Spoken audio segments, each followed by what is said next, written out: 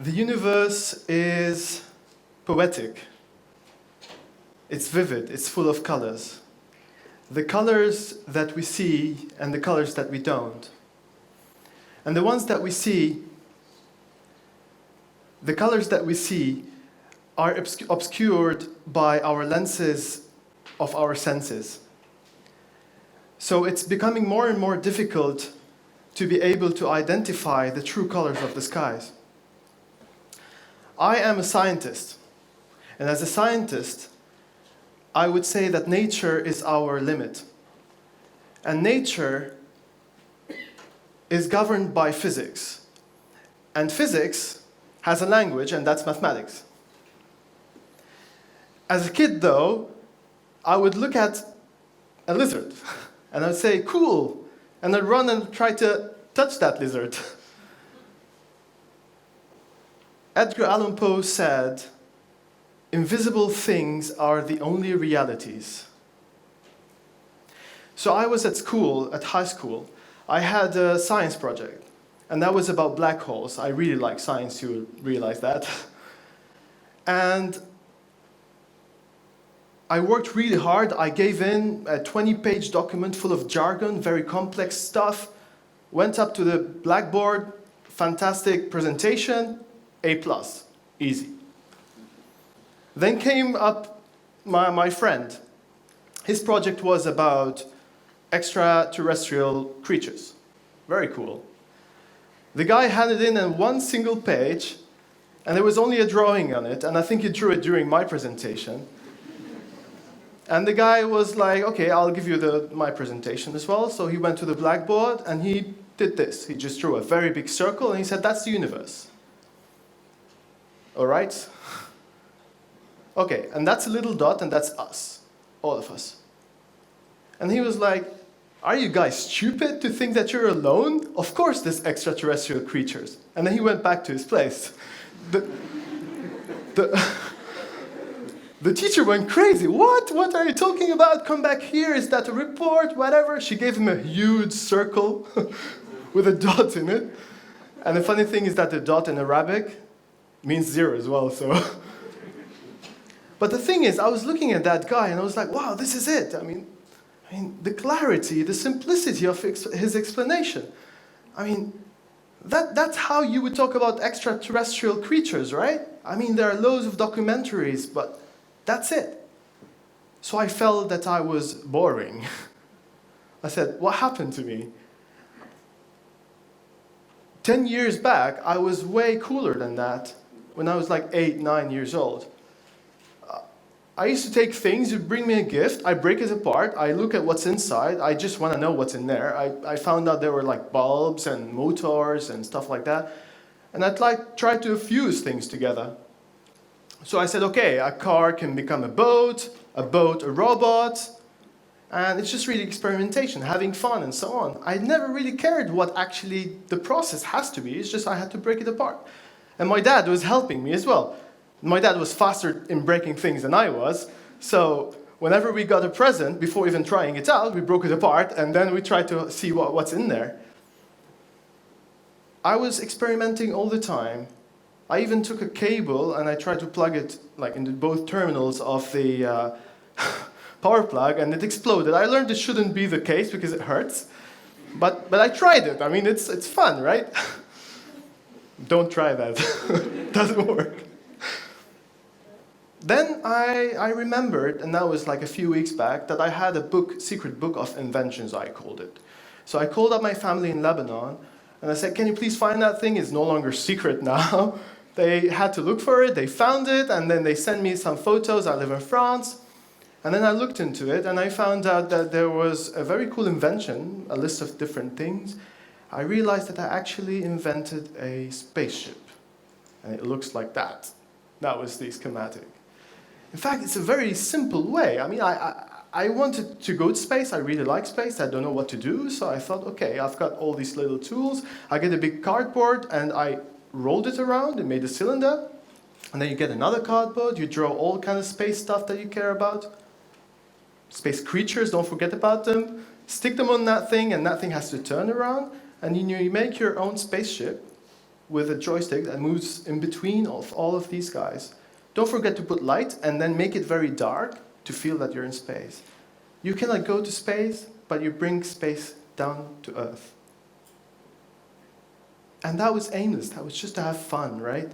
Don't forget as well that you need to have another seat because you don't go to space alone. There was one thing, though, that I had no idea how it works. That was wireless. That was really the frustration for me. I saw that you've got RC cars, they work, but I had no idea, so I got like the wires, I cut them, it doesn't work. I thought it was simple, but there was something there. That was something invisible. I sensed it somehow, but I didn't know how it worked. And then the funny thing about all of that is that, and now thinking about it recently, thinking about the invisible built the person who I am today. I have developed lots of traits. I took interest in magic, in making, reading mystery books, ravens, and stuff like that. And then, here I am. It's been 10 years now. I'm a researcher with a PhD on nanotechnologies, and I know how invisible works, and I can control invisible light. So, it's funny how things actually connect, right? It was never there, it was just aimless. And to me, that was all inspired by observing nature around me because there are readily fantastic things happening over there. And I work on a very specific type of light that's called the T light, terahertz light. So in the future, we'll be hearing about it a lot. It's a very fantastic thing. It's just some kind of light that our eyes can't see. And the cool thing is that it's not dangerous for human beings, like X-ray, for example, unlike X-ray. And the cool thing about it is that it interacts in a nice way with matter. So that's it. So I fooled around, I made loads of circuits and so on and so forth. But at some point in the future, which is recent, I decided to invent a bat. What does a bat do? I said, okay, I'll try to see if my T-light stuff, nanoelectronic circuits, can do that. So I actually worked hard on building very, very tiny circuits that can send out T-light, bounces off an object, comes back to that bat, and then tells how far that object is. But not only so, it can identify the type of thing it's looking at, so it can tell if it's skin, if it's metal, plastic, etc. And beyond that as well, T-light actually can go through objects, so I can tell if there's something hidden inside of that. So I was like, wow, that's really cool, right? It's like Superman powers. You can see X-ray, except that it's T-ray. And then it's a bat, so I called it a super bat. And you can make it super small, these super bats, really few millimeters. Now you can make thousands and thousands of these guys, make them work together, so swarms of super bats. And again, aimlessly, it was just really having fun. And then I took that and I went out and I spoke to people in the industry, and people in the industry were like, whoa, this is actually what we were looking for. Nowadays, industry, I invite you to go and visit at some point the really heavy machinery. These guys have issues. They detect their defects really late on after production, so that produces loads of pollution. And these super bats, they could be distributed along the production lines, and they can find out if there are defects really early on, reducing pollution and also having fun. But all of that is actually coming from the bizarre, what we say it's the bizarre thing, right? Give me a task to do, and I'll be very bored. I would say, no, I can do it, but I'll be very bored. But give me something fun, open and tough for me, I will enjoy that. And I felt that we are polluted by our expertise, unlike when we were kids, right? In a way, grown-ups take the fun out of things. And this is what we all do, unfortunately.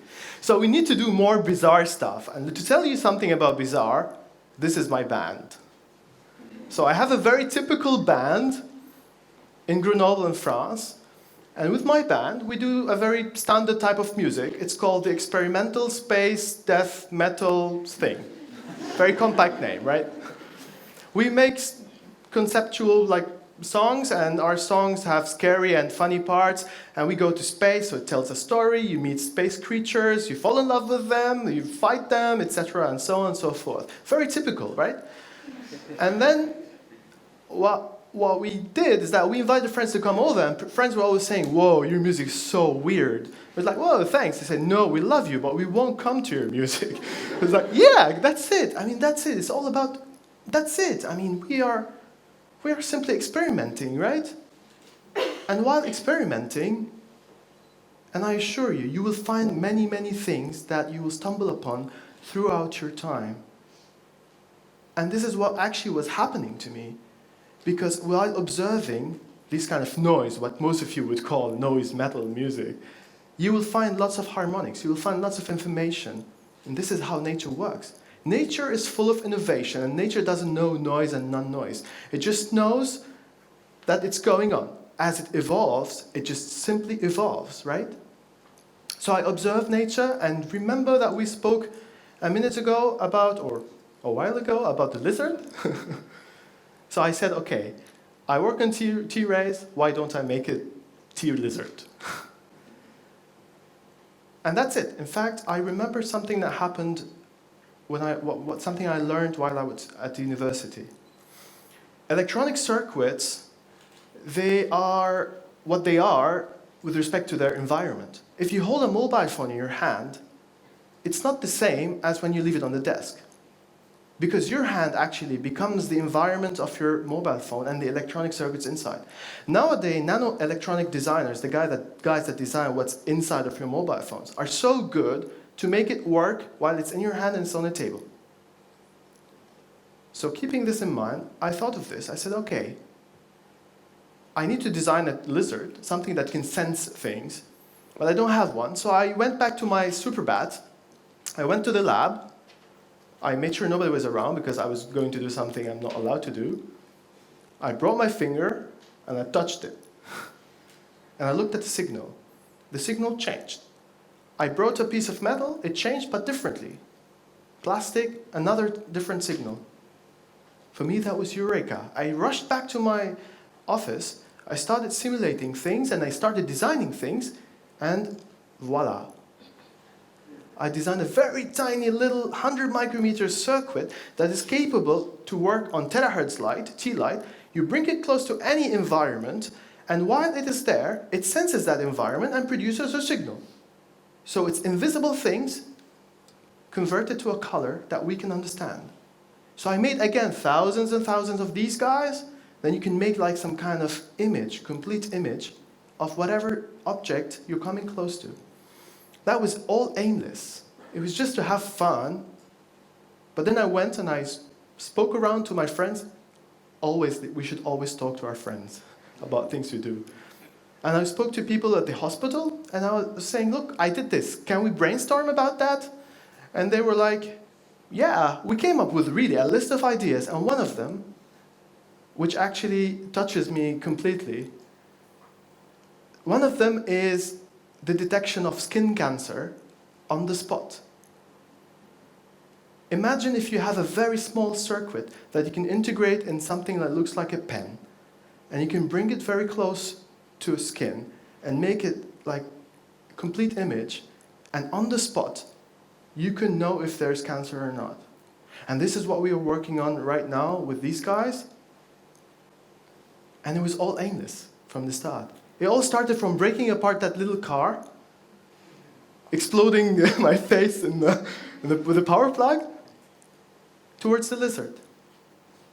So what feeds this? What motivates me to do all that, and what could motivate us all to do all that? It's mystery sometimes, right?